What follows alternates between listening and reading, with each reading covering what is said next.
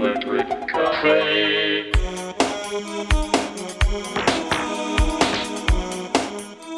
Hey everybody, welcome back to Electric Cafe. In this video, I'll be reviewing U2's album from 2000 called All That You Can't Leave Behind. And this is the third time I've featured U2 on my channel. The first time I reviewed, I believe it was October was first. I gave that one a 62. And then I reviewed Octoon Baby and I gave that a 72 out of 100.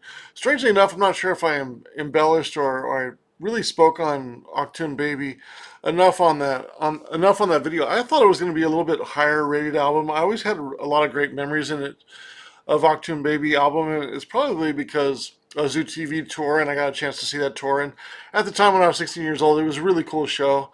And you couldn't deny, even though we know what U2's become in the last 25 years, probably mostly due to this album that I'm reviewing today.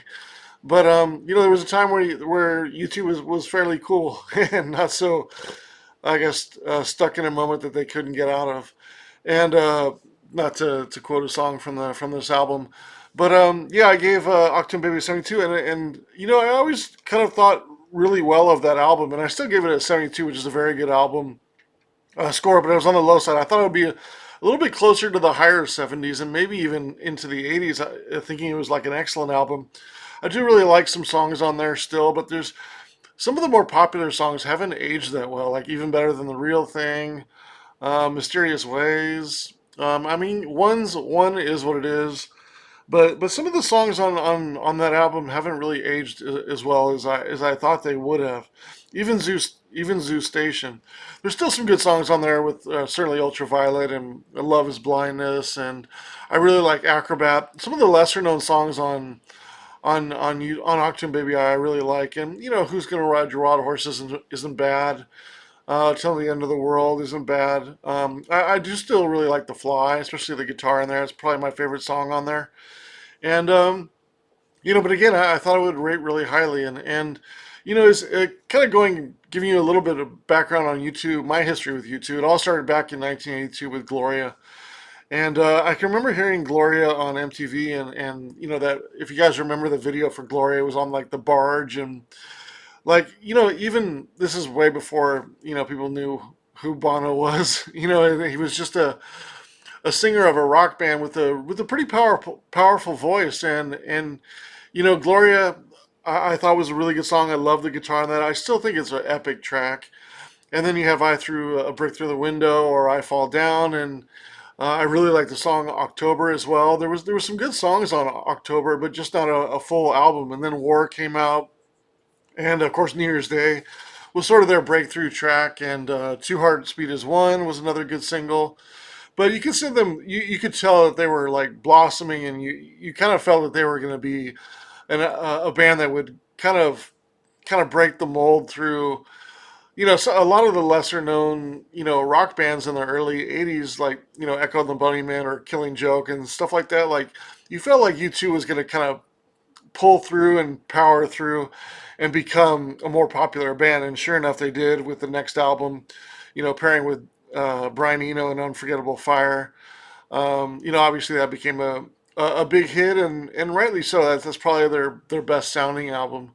And I love a lot of the little interludes in there, like MLK, but certainly Unforgettable Fire, the track is great. And then, Pride became even bigger hit, and of course, Bad was a big hit as well. And then they, of course, catapulted with their work on with their showing on I think it was Live Aid, and then Joshua Tree came out and they just became immortal, and then around that time you just couldn't really escape them, and then uh, the next album came out, Rattle and Hum, and that was sort of live album, and then like they famously said in that last concert they were going to kind of go away and kind of rethink it, and here they come back as Octoon Baby and just kind of like wow, this is a rock and roll for the new media. Like this was, it was very. I remember Octoon Baby getting a lot of bad press when it first came out. Like, what is this? And it just continued to gain steam, and the videos were big and in your face, and you just couldn't escape U2 once again for the next couple of years. And they kind of made a joke of it all in Zooropa and kind of some extra songs in there, and it was kind of a Octoon Baby Part Two. But I really enjoyed a lot of those tracks along there. I certainly really liked Lemon and Stay and who's gonna drive or who's gonna pay for Daddy's Crash Car or whatever that was, or the song Zooropa. There was some good songs in there, and then a couple years later, they just totally switched up their sound, and pop came out, and that was kind of a hit or miss album. Some people sort of liked it, some people really didn't like it. I don't think there was anybody who was over the moon about it, but it was kind of cool in a way that they were kind of embracing the electronica sound that was becoming popular in 96, 97. As far as in the media, it was like they were becoming like maybe like the prodigy of rock music, and sort of having some fun with it, but incorporating some electronic in there. And I thought there was some okay songs in there. I'll probably review that in the future. I didn't actually see that in concert, but when this album came out, All That You Can't Leave Behind, I did see this in concert. I think I saw it it was at the Anaheim, the Pond, that concert venue, and I saw it with my girlfriend at the time, and it was strangely enough that was kind of like my ending of U2, and it wasn't really necessarily for themselves so much as what they would sort of end up becoming, or continue to really become after this album, and with this album. But my taste in music were, by the even the early 90s, when Octoon Babies came out, I was just more and more electronic music. And U2 I kind of listened to, but I wasn't really like over the moon about, especially as the 90s went on. And then this was kind of the last album that I remember buying. And, the last 25 years has kind of been a joke when it comes to U2, just kind of rehashing the same album. And I thought it was a big joke when some of my background, I was into wireless, and I was working for AT&T at the time. And, I think that one album just kind of was automatically put on everybody's iPhone, and I was like, oh my god, if there's other bands that do this, and you know just automatically load their album onto people's phones when they bought them. I was like, oh my god, I hope this doesn't ever happen again. Like, I can't imagine if some horrible band like Maroon 5 or Nickelback or Cardi B or something like that like popped up on my phone, and I had to erase it. Like that was just like I was really dreading the future of wireless as far as the connection with music, if it was going to be digitally just thrown on people's phones when they bought them. So that was a low moment for the band, and certainly another low moment for the band was their appearance at the recent Vegas Dome. That show was a was a I could go into a I don't even think anybody cares my review about that, or anybody's review about that, but that was pretty poor. And not to go into depth on that, but we're gonna review this album, and I'm kind of jumping around their periods, right? I did reviewed October, and then I reviewed Octoon Baby, and now All That You Can't Leave Behind. So I'll end up doing some of the other albums in there as well. But I don't think I'll ever do review any album after this unless somebody requests it. I don't really feel like making multiple videos of I wouldn't say my disgust, but my dislike of U2 as they went on, and this album. You'll certainly hear a lot of my issues with this album, and it kind of ties to U2 in general. It's always funny what you remember when you go to like concerts and things like that. And at this particular show, the All That You Can't Leave Behind show that I went to in Anaheim, I went with my girlfriend, and I remember I packed like an ice chest in the middle of us, and we just drank the whole time. And I can remember we were pretty drunk going into that show, and I don't remember too much except for I was in the top. We were in the top row. I kind of got the tickets late. Obviously, I was already kind of getting out of U2 anyways, but I wasn't really like excited to see the show, so I certainly didn't get great tickets for it. And kind of at the last moment, I was probably like, "Hey, you want to go see U2?" And sure enough, we went. But we were in the very top row, and I don't know if anybody's ever been to that concert venue or that stadium, but the last row is it feels like you're gonna fall, and like so when you're walking through the aisle, like you have to be really careful. Like you feel like you could fall over like quite a few rows. It's very steep, at that particular concert venue. And so those are the only two really things I remember about the concert: drinking with my girlfriend in the parking lot, and then the steps of the venue being very steep, and that's all I remember about that show. I do remember the heart shaped, the concert, the walk around that Bono was on, but don't really remember too much about the show. That kind of says a lot about that particular show. But for my birthday that year, for my 24th birthday in 2000, right after this, or I guess it was 20, probably the year after, because I think this came out in October of 2000. So 2001, April, my girlfriend got me this the Elevation U2 tour jacket, and it's signed by all four members. And I guess her father knew somebody in the touring, in the touring, the management or whatever, and he got me the jacket. And somewhere along that line, I got it framed, and you can see a picture of it here above. Like I put the fold out of the of Unforgettable. I'm sorry, of Joshua Tree at the bottom there. You can see a picture, and then the poster behind of the matching album for the All You Can Leave Behind tour. And then inside I put a little. Although it's a little faded now, but that's the original 45 of Two Hearts Beat as One. And then I put the Octum Baby fold out CD cover in there, and there's some, I think my U2 Zoo TV tour tickets are in there too. So I made like a nice mural, and it's hard to tell the size of this but it's big. It's like 6 foot by 5 foot, and it's made in fiberglass, and it's probably about 4 to 5 inches deep. It's a really nice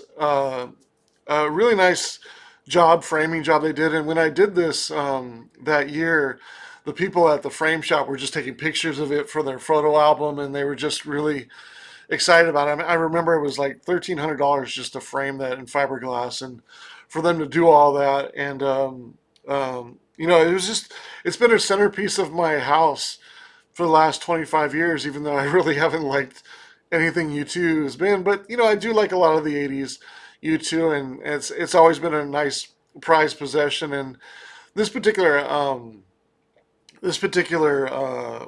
jacket is very rare, and I haven't really seen it online from what I haven't looked in a few years, but you've seen bomber jackets maybe like this. If I've the over the course of the last 24 years, I've occasionally kind of gone online and tried to look for pictures of this, and I've seen a bomber jacket that looks like this, but this particular one is a motorcycle jacket. I'm not sure if you can see the tassels on the jacket that go down to the fingers, but there's also the pleat of the leather. You can tell it's a motorcycle jacket, like that sort of crease in it. It's a lot thicker than just like a more baggy bomber jacket, but it still has the same logo, and it still has the same places where the band members signed. And so it's kind of been a special piece. It's definitely the kind of piece that would be like in a Hard Rock Cafe or something like that. It's a really nice piece. Maybe one of these days I'll sell it to a big U2 fan. So the first song is starts out with "Beautiful Day," and I still really like this song. You can't deny that it's a good song. I think for the most part, even if you dislike U2 or if you dislike Bono, I still think it's a really good song. I really like the guitar. It's very catchy, and I like the verses, and just the kind of melody along with it is really good. But I like the way Bono sings it. It's very almost he's whispering, and especially the verses. Anyways, I'm not huge on the bridges and really the chorus that much, but I do think it's a really good song. I like the pace and the rhythm, and I like when Edge kind of sings in the background. And he kind of does that kind of. Uh, singing here and there. I remember back in the days he used to do a little bit more, and he would sing sort of a backup to Bono, and I really liked when he used to do that. I think he does that really well. He sings in key. Then track two comes in, Stuck in a Moment You Can't Get Out of. I gave this one 4 stars. I think it's okay. It's kind of a gospel song. I don't mind the sort of preaching that Bono does in this particular track, although a lot of times I don't like his preaching. But it's funny how Bono comes off as preaching, where other people kind of come off as telling their story or just writing songs. I guess Bono kind of gets that much hate for his lyrics or his songwriting, but I don't mind it too much in here. The chorus is a little bit kind of long-winded.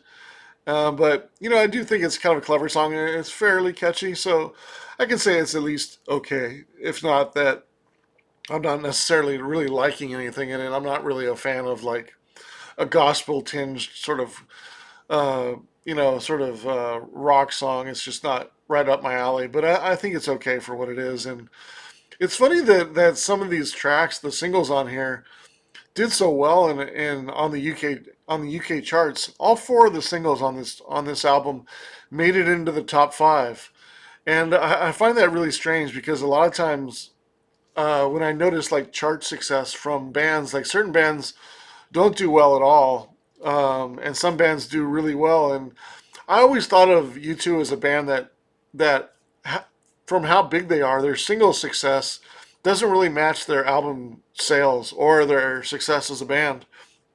At least here in America, when you think of like Octoon Baby, I think Mysterious Ways went into the top 10. U2 One went into the top 10, I believe.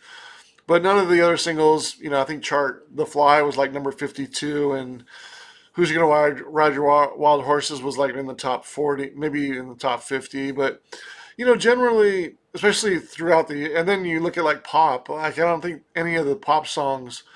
I think Staring at the Sea or Staring at the Sun, like the most popular song on that particular album, maybe made the top 40. But generally in U2 albums, especially in the last 30 years, their albums, their single success here in America doesn't even closely match their album success.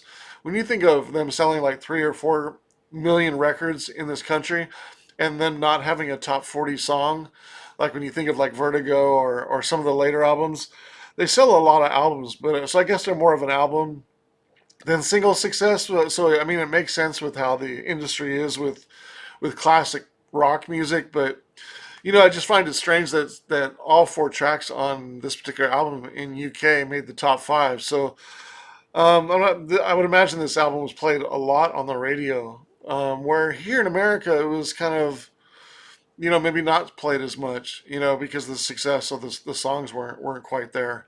But stuck in the moment and can't get out of. I think it's okay song, and again I give it 4 stars out of 10. So then track number three, Elevation.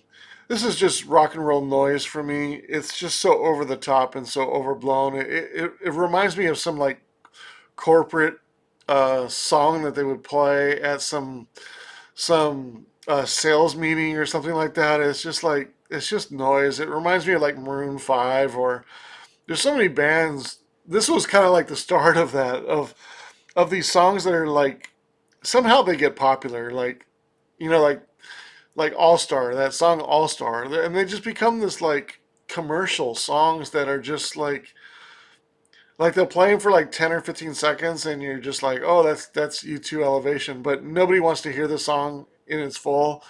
But it's just kind of memorable in all the bad ways and all the commercial ways. It's just such a poor song. I just dislike it so much, and it doesn't surprise me that it starts fading out right at 3 minutes because it's just a song that you probably never want to hear again, and it's fading out really quickly because it lacks depth. It lacks really anything that you really want to go back to. I can't say it's horrible. I guess there's some part of it that is sort of catchy, but I gave it 3 stars out of 10. Just below par for the band, and just I would imagine not a song they want to become known for. It's just very junky. It's just noise. It's just I don't know. I don't get it. There was a time where you two sort of you felt like you two sort of stood for something when you think of like Sunday Bloody Sunday or Bad or even Pride. Like they were always kind of tying their songs to like some kind of imagery of Martin Luther King or Ireland, or just the car bombing and the early '80s issues with um, that they had in Ireland with with the government and the mafia and stuff like that, and all that, and it's just you felt like there was some kind of message that they were kind of sharing or supporting, and then I don't know if they sort of figured by the later '90s, and then just kind of figured like Nobody really wants to hear that in their music.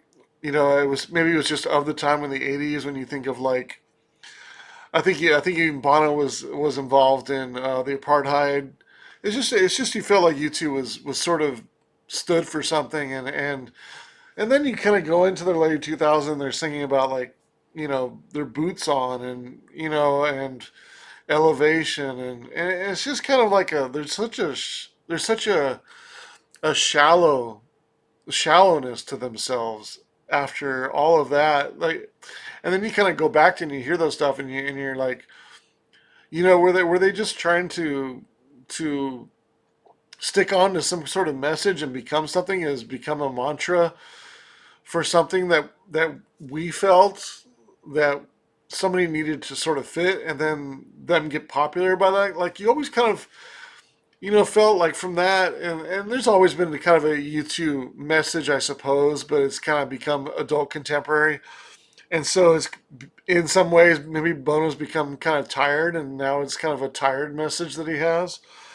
But you just feel like they sort of stood for something, and then you read some of these lyrics over the years, and they're just like, wow, this is what they've become.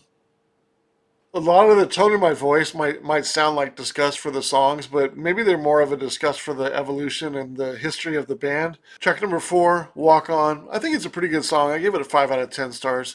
It's really surprising that the song was the Grammy won for Song of the Year for 2002. If for those that don't know, I looked at this on accident and I saw that this album, and it might be the only album in history that back to back years there was a song from one album that won Grammy of the Year for Song of the Year. And Beautiful Day did that in 2001, and then Walk On did that for 2002. I don't think there's been any other album that's been 2 consecutive years, and this one did that. That just goes to show you how excuse me, how off the media is. And then when you think of the success of the song, this song didn't even go into the top 40 in America, yet it's Grammy Song of the Year. Like, I don't know who. There's so much. You think of Grammys and awards. It's very sales driven and very success and popularity driven. And for a song not even to get in the top 40, yet be lauded as the song of the year, is just it feels like such a disconnect. And it's strange how the media can really kind of push an album to make you feeling like it's some sort of like critic's success or a critic's choice, like this album was. It's just very highly regarded by critics, and then and then so uh, I don't know, just unliked by veteran U2 fans. Like, it's such a. I feel like this is like the commercial side of U2 that's the only way you can really explain it. Like this, and this kind of goes back to my overall view of what YouTube became. But I was going to save this for later, but I might as well say it now because it's just every song in here makes me think of what I don't like about U2 or about what they become. And a lot of times I feel like U2 is writing songs for other people, like writing songs for what we think they should sound like, or a band like them should sound like. It's almost undescribable. I just don't feel like they can. It doesn't feel like they're writing songs for themselves, if that makes sense. Like, I mean, there's certainly parts where where bands writing to have a hit, but I think it's even a bit. I feel like it's more so with U2 that they're writing songs for other people, and what they feel like their legacy should be, if that makes sense. Like, they're writing songs like we want to make like an album that makes us stand out, like the Beatles, like something that stands for all time. And I think in some ways Joshua Tree was sort of that album of the '80s. Like, that's maybe, if somebody said that was the rock album of the '80s, I don't think I could argue with it. But if they said all you can leave behind is like the album of the year, or maybe the classic rock album for the decade, I would just be like, well, shit, what else are we looking at? Like what are we comparing them to here?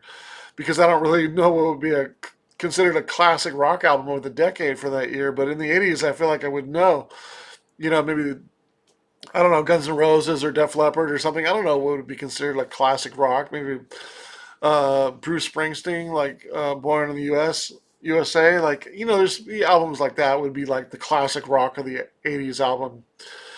So I could see how it would be compared to in those. But if you put it in 2000s, like it's almost like there's older critics that are like, I guess U2 is that band that we feel like is still relevant and is still around making okay music. Let's put them into the conversation of some band that is now some all time greats because I feel like it's so much image and somebody to sort of fill that role. Like when you think about it, what other band sort of made it out of the punk era through the '80s with a lot of success, still made it through the '90s with a lot of success, and then had to, after 30 years, sort of be lauded at was like, okay, well, they're the Led Zeppelin of the generation. Okay, they're the Doors, they're the Beatles.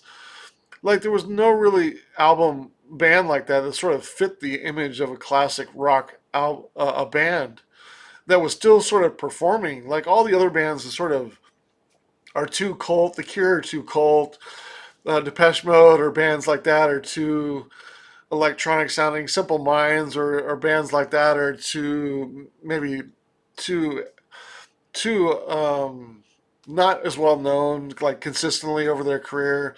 Like Simple Minds are still considered a one hit wonder. Tears for Fears didn't put enough music out and broke up. So there was really no other band to really kind of identify with to sort of for the media to be like this is the classic rock of this generation, and U2 sort of fit that mold. And then when you listen to their music, it's just like they're kind of making music that they feel would be uh, sort of represented as that kind of band or that kind of album that is that sort of pinnacle sound of classic rock for 2000. I hate to keep going back to like Bono's lyrics, but sometimes he's really trying to be meaningful, and then other times he's just like there must be like a lyric book that he's just like quoting famous lyrics or sentences from other bands. Like to say something like "I don't know which way the wind will blow." Like he has to be like reading from some of the most obvious poems and poetry in history to be writing lyrics that are this obvious and this kind of like you'd almost expect to like some roses are red, violets are blue in this particular album. Kite is such a dreary song. It's just very lazy songwriting. In general, just to write something that 1 minute is trying to be so deep, and then the next minute is so hypocritical and sarcastic at the same time, and so straightforward and almost embarrassing. Sadly, the next track in a little while is even worse. The worst song on the album. I gave it 2 stars. It's just uh, I don't know. It's just I don't know if you ever heard Bono in interviews, and he talks about he kind of jokes around like he's a crook, and he sort of got one over on the media, and he became popular for writing songs, and I became this rich in just writing these simple songs and singing them on stage. I must be a crook.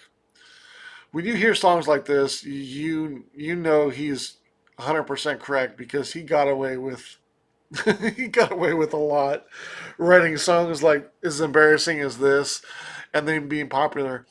Why the heck do I want to hear Bono talking about telling somebody or singing about somebody turning him on? At this point, like halfway through the album, you're kind of feeling like this is a Bono solo album. Like Edge, hello, where are you? Like Brian Eno's supposed to be on this album. Brian Eno, where are you? You're just collecting your Grammy on this album. But I don't blame you, Brian. I just, you just kind of long for the ride, and I doubt you're trying to argue with U2 on what direction, or what your role is in this album.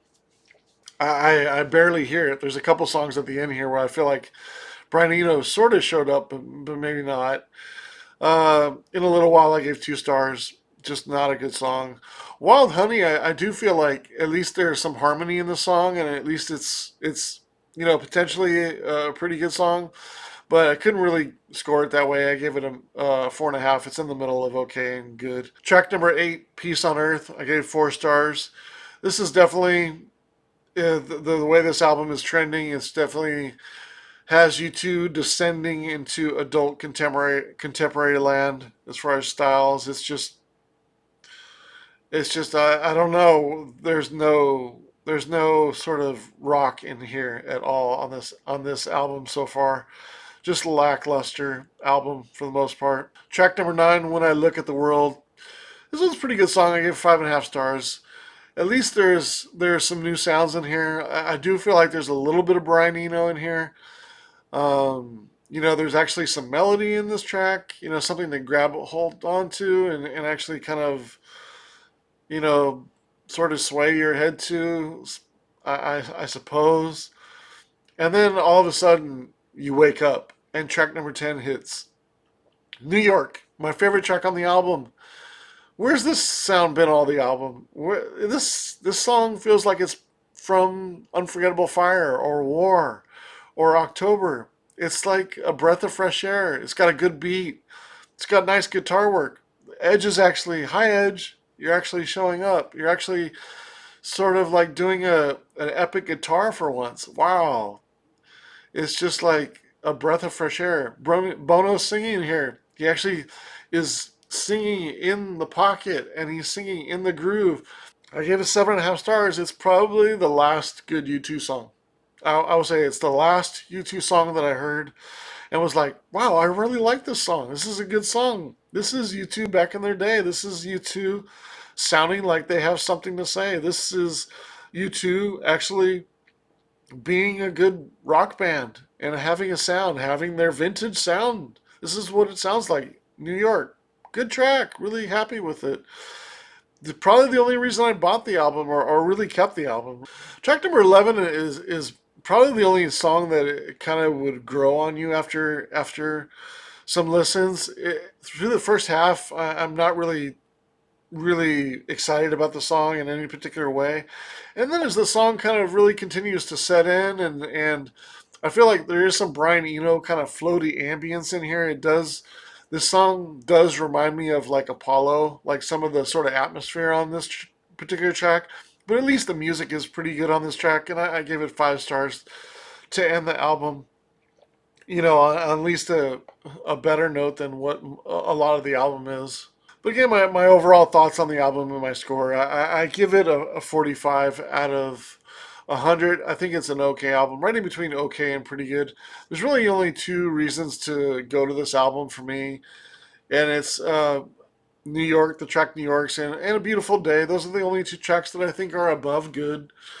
And the rest of the album is sort of okay and below par for the band. And, it just is what it is. There's too much preaching in this album. There's too much or I should say there's a lot of very samey tracks. There's really no rock and roll feel in here. At least in the album Pop, they were trying to do something different. They were trying to be sort of incorporate a new style and sort of a new direction and have some fun with it and maybe tie a little bit towards what kids were liking. And in Octoon Baby as well, they were sort of adding a little bit more guitar effects to their sound and maybe taking Joshua Tree a little bit more in depth in some respects, but being very tongue in cheek at the same time. Like when you look at the tracks, like U2, I mean, they did some epic tracks on Joshua Tree. I mean, Red Hill Mining Town, Exit, Bullet in the Blue Sky. Like those are some really good tracks. And With or Without You, you know what I mean? They had some really good songs. I still haven't found what I'm looking for. It was a catchy song, even if it was just poppy. Where the Streets Have No Name, in some ways a classic rock song. So you take those songs, and there was still a lot of that in Octoon Baby, like Love Is Blindness, Acrobat, The Fly, Zoo Station. Like there was some really good tracks on that. It was sort of like a futuristic side of making a Joshua Tree album. But then you had to at least recognize that U2 were sort of evolving and trying something new with pop, and they just totally stripped back what they were doing, and were like, let's write the safest rock album we've ever written, and that's what this album is. And that's my thoughts on U2's all that you can't leave behind. I'm curious to know your thoughts about this. You would think I would rate this a lot lower because of the tone of my voice in it, but it's hard to not say that it's an okay album. There's some couple good songs on here, and I don't think anything is is to the point where you really dislike it. But it's really embarrassing that a band that's had so much success and has written a lot of good songs and does have a formula would sort of retract their formula into such a classic rock sounding samey stereotypical boring album. It's just very one note. Really nothing to get lost to in this album as well. I'm interested to know your thoughts on this album if you have any. If there's anything that you'd like me to review, my email's down below. Just shoot me a message and I will get back to you.